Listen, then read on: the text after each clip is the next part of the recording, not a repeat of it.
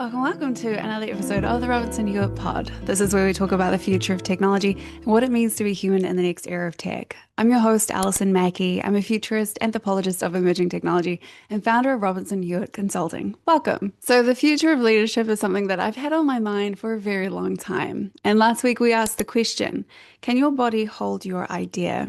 We explored the possibility that the people who will shape the next era won't necessarily be the ones with the best ideas, but they'll be the ones who'll be able to carry them. The ones who can navigate uncertainty, complexity, and visibility without their nervous system constantly pulling them back towards what feels safe and familiar. And if you haven't listened to that episode yet, I would highly recommend it because today we'll build upon all of that. Because once you've done all of the internal work, once you have expanded your capacity, learned to regulate yourself, and become more comfortable with being seen and having bigger ideas, what kind of leader do you actually become? And most importantly, what kind of leadership do we actually need for the next era? So that's where we're going today. And it's something that I know very personally, because when I was 25 years old, I joined my first board for a women's charity, which I later became treasurer of. And since then, I have served on and advised multiple boards. And at one stage of my career, I was actually reporting to 4 different boards, which honestly was a little bit overkill.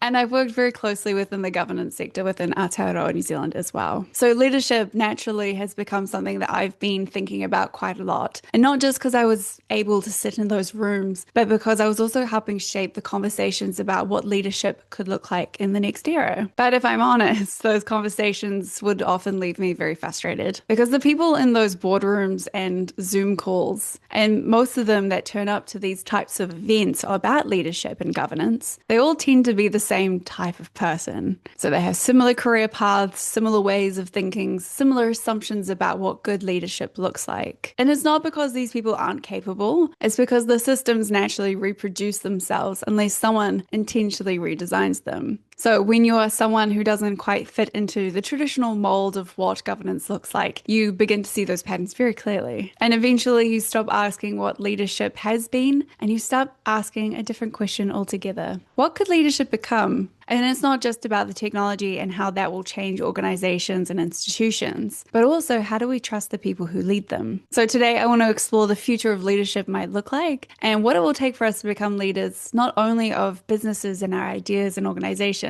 but also of our own lives. So let's look at the current state of play when it comes to leadership, because I think it is very interesting. Because I think that we're seeing 2 things happening at the same time. So firstly, there are legacy institutions and traditional businesses that are slowly and sometimes very painfully transforming. And then on the other side, there is this whole other generation of brand new founders that are starting from scratch. And they have a completely different set of values and completely different understanding of what authority means. And I don't think these 2 tracks are separate. I think they are in conversation with each other. So the new is putting pressure on the old, and the old is trying to absorb enough of the new to stay relevant. And in the middle of all of that, we have an identity crisis about what leadership is actually supposed to be. Because for a very long time, and I mean a very long time, leadership has looked almost like a pyramid. And I think you could count it like a pyramid scheme. So we have someone at the top with information and power flowing downwards, decisions being made by the few, and then handing that off to the many. And that model made sense in a world where information was scarce and change was slow. But we're not in that world anymore. We're in a world where information is everywhere, where complexity is the baseline, and where the pace of change means that a leader who needs to be the smartest person in the room is already a liability. And so what we are seeing, and what I find really fascinating from an anthropological perspective, is this very slow fracturing of what we all thought leadership was. And in its place, something more distributed and more relational and something a little bit more human is starting to take shape. But in order to take a look into the future, we have to take a little look back in time to notice the patterns. So I want to talk about Vogue and their transformation of leadership, because I think it is one of the best examples that we've ever seen in modern history about how to transform the old into the new. And when I think about leadership transitions done well, I think think Chloe Mel and Anna Wintour is the best example that we have. And if you're a fan of Devil Wears Prada, you know that Vogue isn't just a magazine. It is a cultural institution. It carries decades of cultural identity, unparalleled taste, and cultural weight. And when you are handing that over, you can't just install someone new and hope for the best. So what Chloe Mel did, and I've been watching this very closely over the past year, is that she was visible before the role itself. So she was co-hosting the Run Through with Vogue podcast, and she was front and center in the digital side, where she was the editor of Vogue.com, overseeing all the digital content for the website. So this means that she had visibility on both the public and the internal side. So as a consumer, we got used to seeing her online, but that also meant that she had visibility across all departments. So she wasn't just parachuted in, but she built her way in. So when she stepped into the role of chief editor, it meant that it wasn't just this total disruption to the business that it could have been. And for someone that was on the outside looking in, it felt like a natural progression because the groundwork had already been laid out for the consumer end. But what I also love about this transition is that Chloe has always been very honest, and she's been honest about who she is, about her fears and what makes her nervous, and she still continues to reference Anna, which I believe is smart because it holds the weight of how significant Vogue actually is. So she didn't try to erase the predecessor, but she built upon her. And now, a year into Vogue's transformation of leadership, we're seeing something really interesting happening with Anna Wintour herself. And as a consumer who was witnessing on the other side of the world, what I'm witnessing is her becoming an icon into being this cultural figure rather than just an operational one. And I think there's something really important with that, because within Western society, we often have no framework for legacy leaders because we don't have a good concept of elderhood in our professional and institutional culture. And even saying that sounds like an insult in this day and age, but I mean it with so much respect and with my anthropological hat on. Because many cultures around the world have such reverence for their elders, a real structural role for people who have lived through things and carry so much wisdom. But in the West, we tend to discard people once they step back from their formal position. We have no container for that kind of presence. But Anna Wintour has spent decades in being this untouchable icon in the cultural imagination. I actually believe she might be the first person in the 21st century to show us what this Western elder icon actually looks like, because she is still a leader, she is still valuable, but for her own sake, if not for a cultural one. And she's not just this operational machine, which I find really remarkable. But now, going back even further, our anthropological definition of leadership, which I really love because it cuts through a lot of the noise when we talk about leadership, is that it is a dynamic. It's a culturally constructed process with social influence. So it's not a fixed position, a job title, or a process. Leadership relies on mutual trust. This is where a group grants influence to an individual in exchange for that individual of taking responsibility, and in some cases sacrificing personal interest to protect and guide the community. And that's the root of it. That is what it has always been across cultures and across time. It's just that our form of leadership has changed. But I also want to bring in our very own Jacinda Ardern into the conversation, because she is never far away from my mind when I think about leadership and capacity. Being a citizen of her while she was Prime Minister of New Zealand, and watching her lead through the Christchurch City mosque attacks in 2019, as well as through the global pandemic. But she was also raising a family and being really honest with us about her fear and her limits. And I remember thinking during this time and just watching her as an aspiring leader, thinking, how does she do it?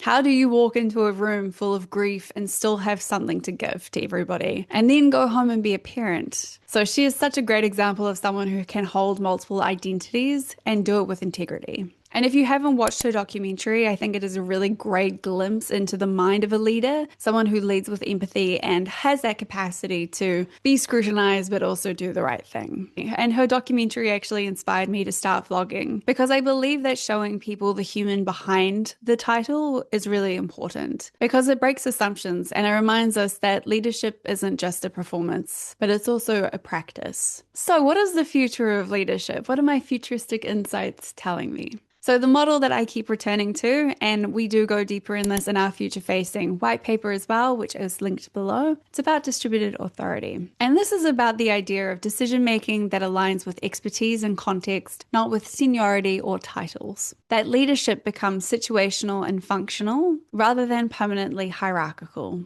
So this means that accountability stays clear, but authority becomes flexible. And I know this might seem like a little bit of a utopian idea, but it's actually already a clear reading on how some of the best organizations already operate. So a leader who admits that they don't have all the information and then roots that decision to the person that actually does, that makes a better leader, not a weaker one. And when you apply this to a systems level, you get something that's a lot more regenerative as well. So where prosperity is not just about taking value, but renewing it. Where trust is built through transparency and consistent action, not just through compliance and control. And this is where connections between people, ideas, and resources, they're treated as an actual engine of innovation and not just an afterthought. But the thing that I find most exciting is that we have the tools now to actually build these kinds of systems. Because we have distributed technology and remote first structures and platforms that allow for genuine collaboration across geography and hierarchy. So the infrastructure is there, but it's just about asking, do we have the internal operating systems to use it well? You can still build a distributed organization and still run it like a pyramid if the people at the top haven't done the inner work, because structure isn't enough. The person leading it still matters, with the quality of their thinking, the way of making decisions, their capacity to navigate uncertainty. All of that always shapes an organization more than any framework or business model. Because instead of having a triangle, it should be something a little bit more circular, where a leader is in the middle, distributing outwards. And this is where my mind keeps circling back to. So the future of leadership is not just a structural question, it's a human development one. Because the next era of leaders are going to have to become very comfortable with complexity in a way that previous generations wouldn't have been able to. They're going to be able to have to hold more ambiguity, more interconnection, more responsibility, and more visibility. And that capacity, the capacity to hold more without burning out or shutting down, is what will set you apart in the next era. So bringing this all into today's context. So if this is the future that we're building towards, a future where our authority is distributed and circular instead of hierarchical in like a pyramid scheme, how do we do that? So for individuals, this is my ask for today. Start with the most uncomfortable but also the most important thing. Be the leader of your own life before you try to lead anything else. And I know that sounds really obvious, but it's very important, because the beliefs that you carry about who you are, what you're capable of, what you deserve, how much space you're allowed to take up, all of those beliefs will shape every decision you make in every room you enter. So the practice is not just about professional development. This is checking in with yourself before any decision gets made. And again, it's not asking what do you do, but asking what decisions align with your actual long-term vision, your values, and your current reality. So when you start questioning these underlying assumptions you've probably been holding since you were a teenager or a child, questioning those assumptions about who you are and what you're able to do, that will help you open up all the doors that were previously closed. And build practices that support your capacity, because the pace and complexity about what we're asking of our leaders to hold right now is completely unprecedented. So protect your time for reflection, for clear thinking, and for not being reactive. These are like soft skills at a new level. And we see this in our previous episode where we reference Anna Wintour. Learn in your body what is a yes and a no, and that way decisions will come to you a lot faster. So get rid of all of that inner conflict. It will really help. And for builders and founders, the most important thing I can say to you is that your business is always an expression of you. Your business is your mirror into your internal operating system, whether you want it to or not. So if you cannot delegate, your business will hit a ceiling. If you struggle to receive support, your team will feel it. If your worth is tied to staying busy, you will build a business that never lets you stop. So the internal work is not separate from the strategy work. It is the strategy work. So build towards a 10-year horizon. I know that sounds like a really long time and you're trying to get through the next quarter, but short-term thinking creates a reactive business, and reactive businesses are exhausting to lead. So a clear long-term vision is actually a really practical tool, because it will help filter decisions. It tells you what to say yes to, and more importantly, what to say no to. So if it doesn't fit the vision, it's a no. And on the Chloe Mel point, be visible before you need to. Build your presence, your reputation, and your track record within the systems you want to lead before anything else in the external world catches up to you. Because legacy is not built the moment of getting the job or even the promotion or your first client. It is built in every conversation and contribution before it. And it's also in how you view yourself every day. So become that person today way, and that will help align all the people, things, and opportunities, and it will all become a magnet to you. And for organizations and boards, the rooms need to change. Not because it's the right thing for me to say, but because the decision quality depends on it. So rooms full of the same people with the same backgrounds, the same assumptions will produce the same thinking and the same outcomes. And in a world that is changing as fast as ours is, that is a strategic liability. So this means giving opportunities to people that may not think that they belong in those rooms. But this also means for individuals as well to actually put yourself out there and apply to be on a board,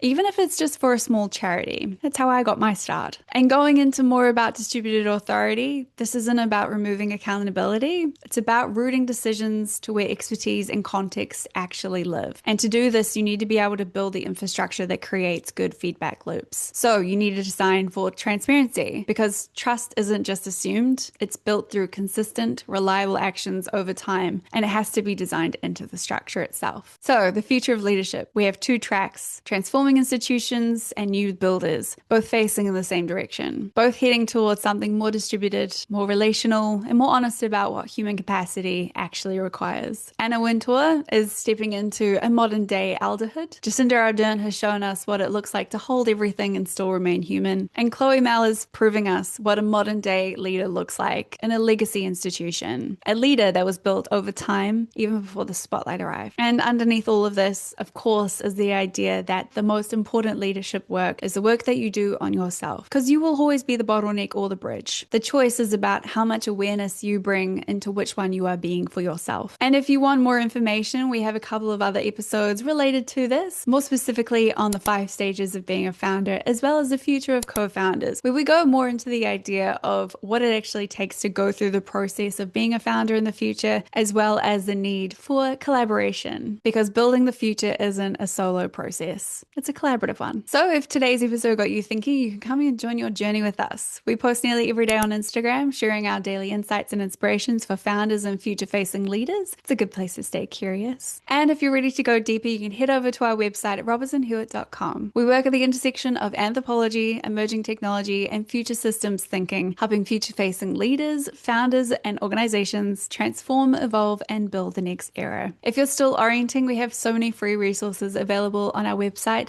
to help you on your own founder's journey. Make sure to subscribe to next week's episode to help build a better future for everybody. Everything is linked below, and I will see you in the next one. Ciao.